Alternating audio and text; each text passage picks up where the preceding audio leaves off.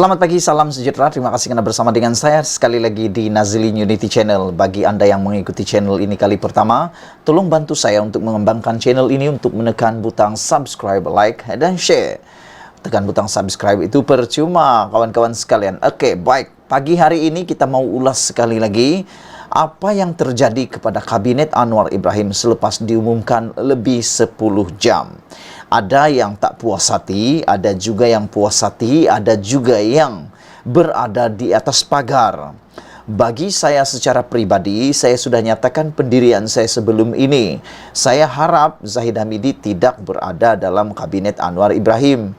Tetapi selepas Anwar Ibrahim, Datuk Seri Anwar Ibrahim memasukkan nama Zahid Hamidi di dalam Kabinet, saya cuba memikirkan apakah perkara positif yang mungkin akan diperoleh dengan masuknya Zahid Hamidi di dalam Kabinet Anwar Ibrahim.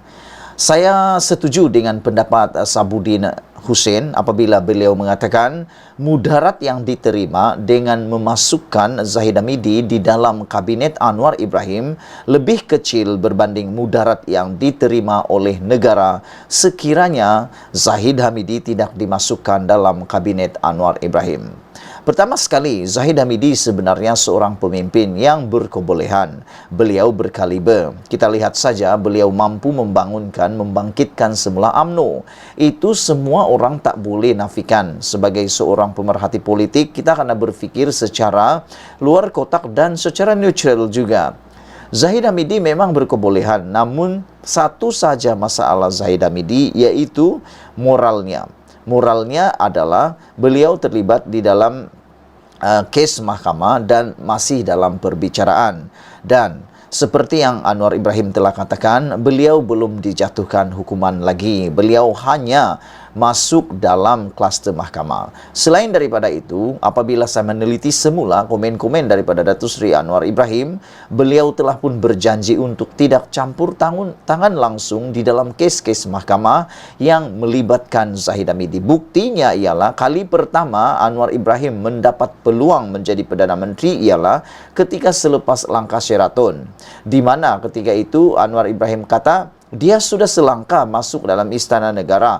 Dia sudah selangkah menjadi Perdana Menteri. Namun demikian, apabila diminta untuk Najib meminta supaya dia campur tangan dalam kes mahkamah, maka Anwar Ibrahim terpaksa menarik kesempatan itu, menolak kesempatan itu dan tidak pula menjadi Perdana Menteri. Jadi daripada itu, kepada hari ini saya fikir Anwar Ibrahim masih berpegang pada prinsip tersebut.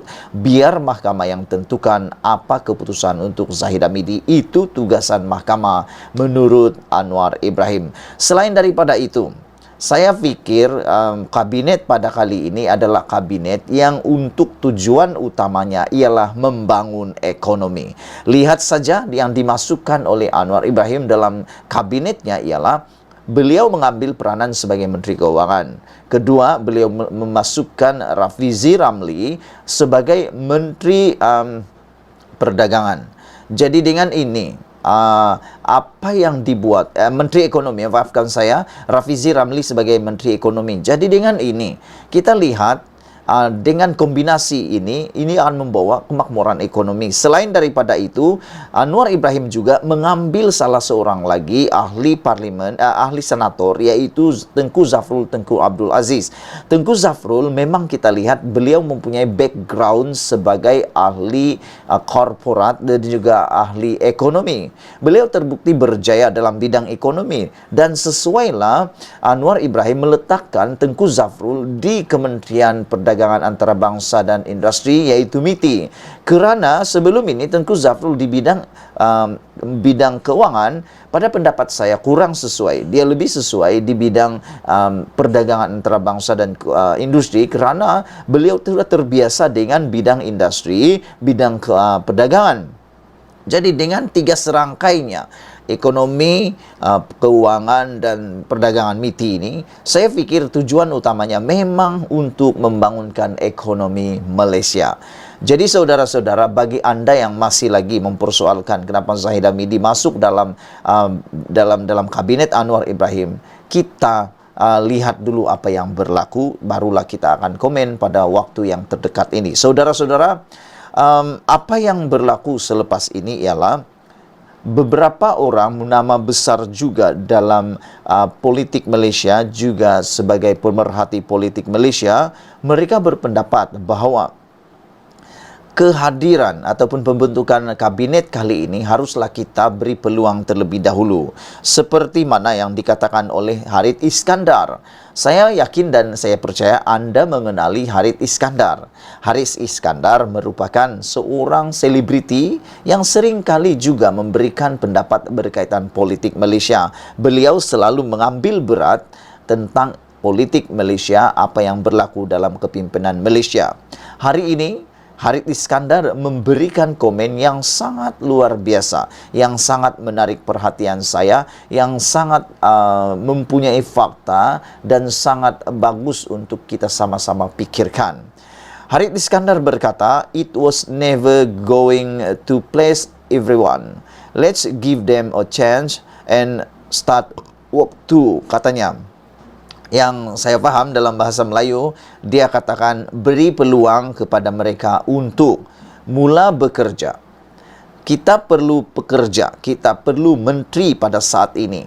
Sampai bila kita nak cakap lagi, menteri tunggu lagi, sampai bila kita nak tunggu lagi. Selain daripada itu, salah seorang penulis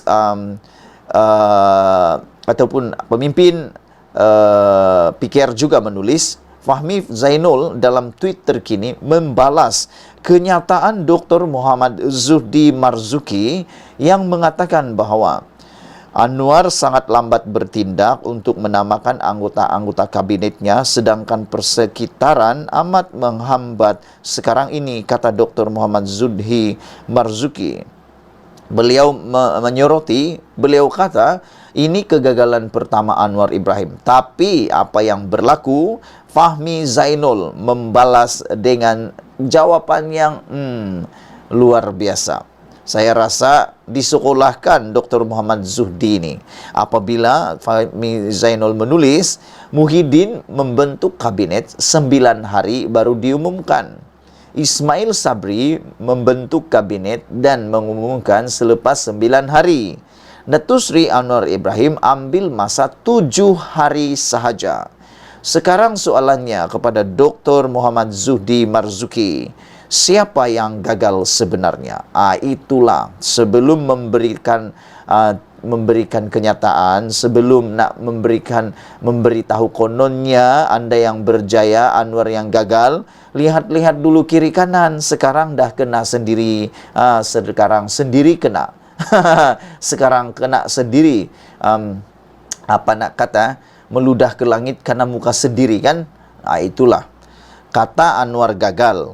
Ini kegagalan pertama Anwar. Tapi sebenarnya apa yang berlaku, Muhyiddin 9 hari baru bentuk kabinet, umum kabinet. Ismail Sabri pun sama, 9 hari baru umum kabinet. Anwar Ibrahim 7 hari.